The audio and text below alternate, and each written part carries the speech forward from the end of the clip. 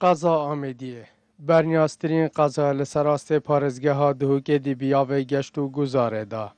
و لدست پیک آورز گشت و گزاره هزاران حوالاتی بو مبستا گشت کنه لجهن گشتاری لعوه قضای قصدت کنه. لده سالا دا سر رای دست پیک ناورز گشت کنه وک پیتیوی ریجاکا زور یا کم یا گشتیاران قصدا جهن گشت و گزاریه لقضا آمدیه کریه. و اگر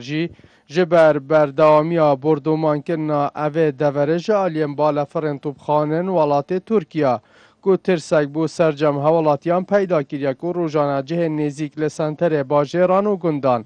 او جهن گشت و گذار دهنه بردومان کرن. لورا کرت گشت و گذاریه لوازی جالی گشتیاران و بخو دیتیه و فیکه بوی جه دلگیرانی هم گشتیاران و هم خدان کارن جهن گشت و گذاری. مع الأسف أبا چندین جورو رژیم و دکتاتور ترکو فاشست أبا چند جورو يعني مشاهد جيت هاين دور أميدية ام بینی گلک جورو قصف تیتا کرن مخابنی و هولوتی تیتا کشتن ام برخدنی ای که بیزن بی تیتا کشتن یچتا چیوی و کرت گشتو گزوری دو جان برخدنی یولووس کری رنگ گلک جورو دی بیژن قضا أميدية بردومان و ترکی یو دست بکری بابت نجاره که دوسته فروکت ترکیه تو باران دورامد کن و دورام ایکش و دورت گشتو گذاریه لی مخابن جبر فروکت ترکیه حتی نو که چپیش کفتن خوبه ندیدیه